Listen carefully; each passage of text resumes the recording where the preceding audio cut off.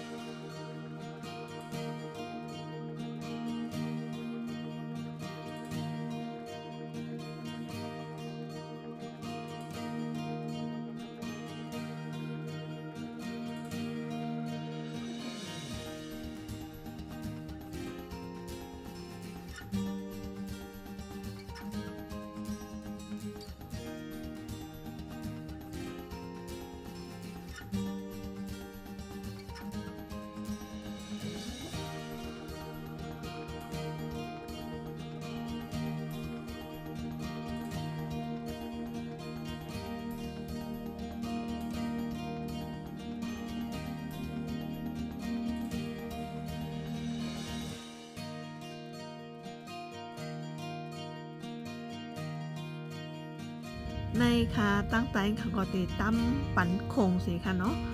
ตั้มไว้ปั่นอันก้นจะมาแหลงค่ะเนาะมานั่งเด่นกันเดี๋ยวก็ซื้อของมานั่งกินกันจังไหนค่ะเนาะ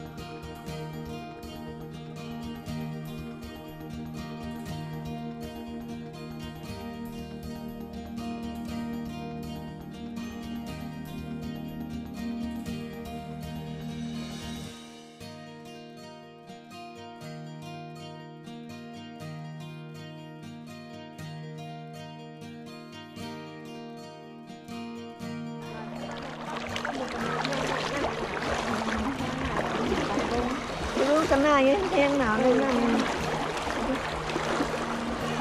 โอ้ย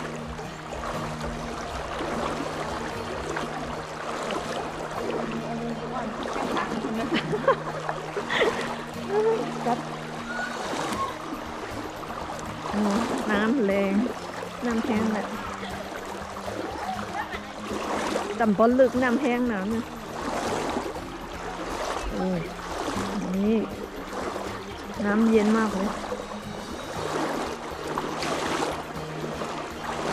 เฮ้ยเฮ้ย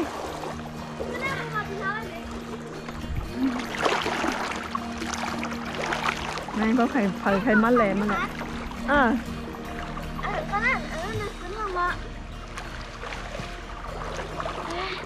ซื้อหยังลาเลยน้องซื้อหยัง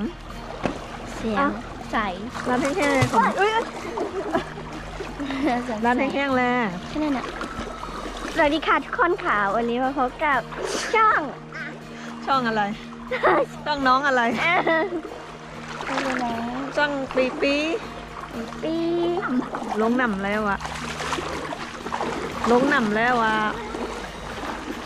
ถึงก็นี่เอ็นกันเต็มหมดเลยโอ้ยอย่ามือใส่กันอย่างนั้นน้ำเจ็บนี่ ในกันต้นเจ้าเนาะไปดูธรรมชาติดีนะทางดีนะเนี่ย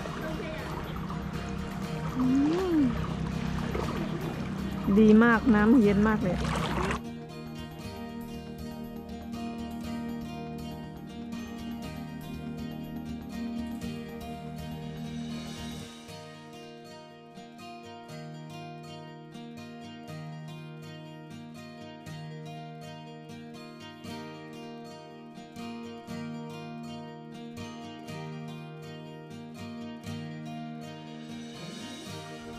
หลังจากเขาเรียนนั่งยาวเขาขึ้นมาค่ะเนาะเดี๋ยวมาไว้ซื้อของกินกว่าจำปางค่ะเนาะอันนี้ก็จะเป็นอักกินเลยค่ะเนาะ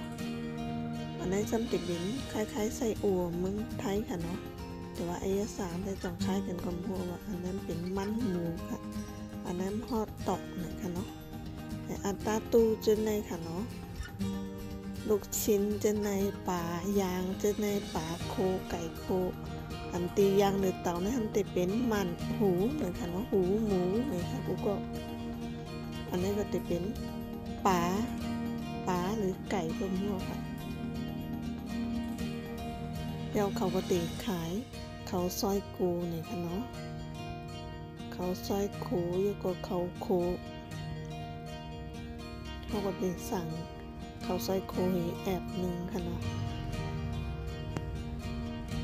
แล้วก็เอาหูหมูเขาอะ